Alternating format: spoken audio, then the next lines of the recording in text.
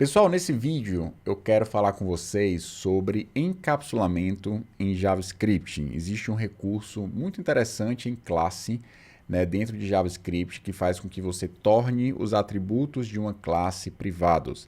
Eu vou mostrar para vocês nesse vídeo. Então, hoje eu estou aqui com o Visual Studio Code aberto. Eu vou abrir aqui uma nova aba e vou pedir para ele interpretar esse arquivo como arquivo JavaScript.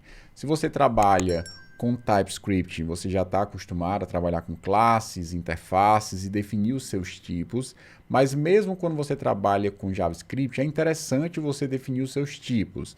Eu acho que nesse cenário o uso de classe pode ser muito interessante. Via de regra, a função é a forma como você acaba trabalhando com maior frequência, talvez 80% do tempo em JavaScript você foca trabalhar com funções, mas em alguns momentos eu acho interessante o uso de classe, principalmente quando você vai definir os seus tipos, tá? Então, por exemplo, eu vou criar aqui uma classe chamada pessoa e nessa classe eu vou colocar dois atributos, por exemplo, nome e idade. Você pode definir aqui um construtor que vai receber nome e idade, e você pode inicializar aqui, ó, des.nome recebe nome e finalmente des.idade recebe idade. Legal? Então, a gente pode inclusive criar aqui um método, sei lá, apresentar, e esse método vai retornar uma template string, sei lá, o meu nome aí o dólar aqui des.nome, e tenho aqui des.idade anos. Pronto, e aqui a gente pode criar uma instância, então P1 recebe new pessoa, essa pessoa recebe dois atributos, vou colocar aqui, sei lá, Pedro, idade 21, e a gente consegue, por exemplo, console.log, imprimir aqui o P1.apresentar. Legal? Então, se eu executar esse código, você vai ver que ele escreveu: meu nome é Pedro e tenho 21 anos. Legal. Do jeito que está aqui, se a gente fizer, por exemplo, vou colocar aqui antes de apresentar, colocar nome e idade, a gente consegue acessar os dois atributos sem grandes problemas. Se você fizer, por exemplo, o JSON.stringify e você passar, por exemplo, o objeto P1, ele vai transformar o objeto em um JSON, ou seja, ele lê o atributo automaticamente nome e idade sem grandes problemas.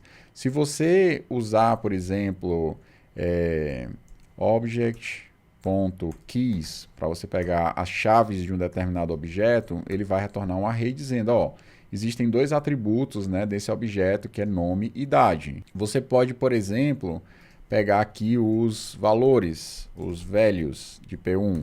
Ele vai mostrar que, no caso aqui, você tem Pedro e 21 anos. E você também, se quiser, pode fazer um for. Então, for, por exemplo, let atributo, attrib em P1. E aqui você consegue, por exemplo, um console.log, acessar P1 e a partir do atributo que foi colocado, e você, sei lá, consegue colocar aqui só o nome do atributo e coisas do tipo, tá? Então, você tem várias formas aqui que eu coloquei, ó, Pedro, nome, 21, idade, é exatamente gerado a partir desse forim, tá? Se a gente fizer aqui uma pequena mudança, que é colocar um hashtag na frente do atributo, isso significa que agora nós temos atributos privados. Então, onde tem des.nome, que é aqui em dois locais, eu vou colocar um hashtag aqui, e aqui eu vou colocar também um hashtag aqui. Tá? Você vai perceber que vai ter uma mudança quando eu executar no resultado, que é o seguinte: agora, quando eu tentei acessar o P1.nome, obviamente não existe, está indefinido.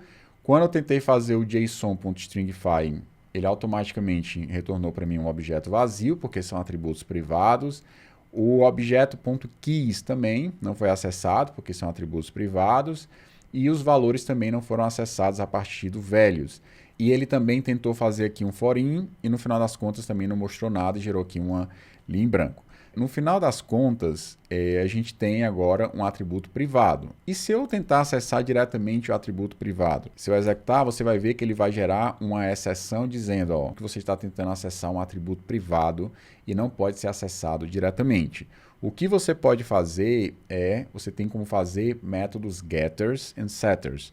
Né? Aqui, uma das vantagens do JavaScript é que você acessa um método get sem necessariamente chamar o método get alguma coisa. Você não cria, por exemplo, o método get nome dessa forma. Tá? E aí aqui eu vou retornar, por exemplo, você até pode fazer isso, tá? Mas não é a forma de se fazer. Então, get nome, e aí, obviamente, você poderia vir aqui ó, e colocar get nome e chamar como... E eu vou comentar essa linha rapidinho, chamar como um método, tá? E aí ele vai acessar Pedro sem problema aqui. Mas a forma de se fazer você cria com o nome get, espaço, o nome do atributo. E essa forma aqui faz com que você chame esse método, digamos assim, o getter, a partir de uma chamada de um atributo. Você não está explicitamente chamando get nome, simplesmente chamando o nome do atributo que você quer expor.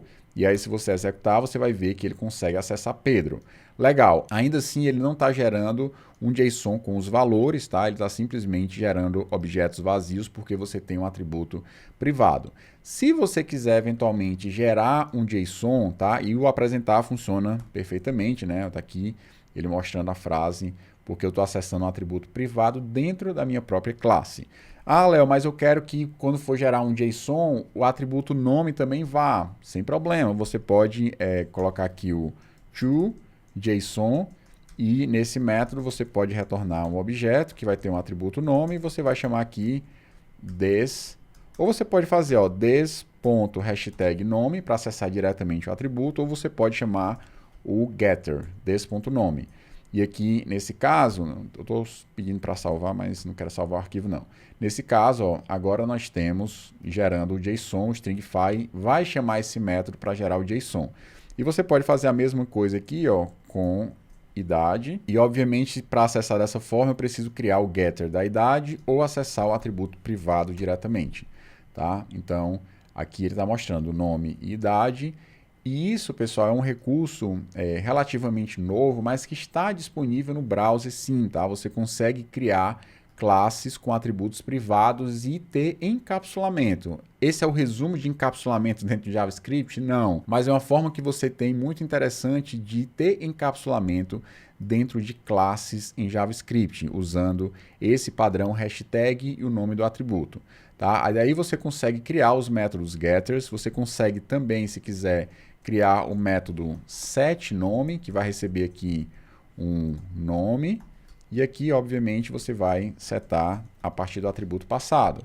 E aí você consegue mudar o nome? Consegue. Então, já dessa forma, né, que eu coloquei o setter, p1.nome recebe Ana. Tá? Agora, se a gente executar, você vai ver que o nome da pessoa mudou para Ana exatamente a partir do método set que a gente implementou. Legal? E você sempre acessa como se fosse um atributo.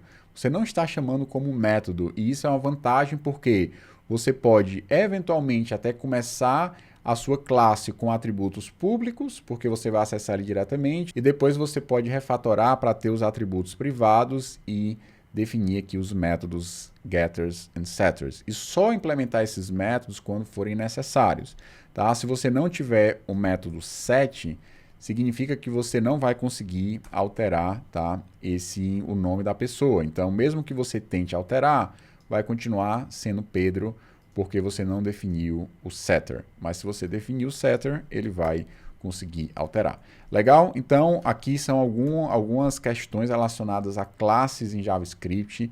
Mesmo que você não esteja usando no seu projeto TypeScript, você pode sim usar classes, principalmente quando você tem tipos. Você quer definir um tipo, por exemplo, uma classe produto, uma classe cliente, uma classe usuário, e você quer que o usuário tenha um determinado conjunto de atributos com alguns métodos.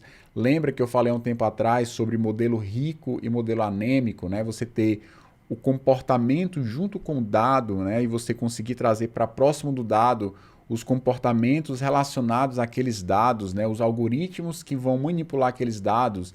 E uma forma que você pode fazer isso é em JavaScript usando classes, né, que é um syntax sugar, é um detalhe de sintaxe que no final das contas vai acabar gerando uma função, mas é muito legal você ter esses recursos dentro da classe, porque é uma opção a mais para você usar dentro da sua aplicação, e o fato de que você tem a questão dos atributos privados, você consegue ter encapsulamento de uma forma interessante em JavaScript usando hashtag e o nome do atributo. E isso também funciona para métodos, né, para funções que estão dentro de classes. Se eu voltar aqui rapidinho, eu posso, por exemplo, criar uma função, então eu vou colocar aqui hashtag private method, alguma coisa do tipo, e aqui você pode ter esse método privado retornando, sei lá, alguma coisa que você queira, e aí você vai usar esse método privado dentro da sua classe, porque você não pode acessar ele diretamente a partir de uma instância.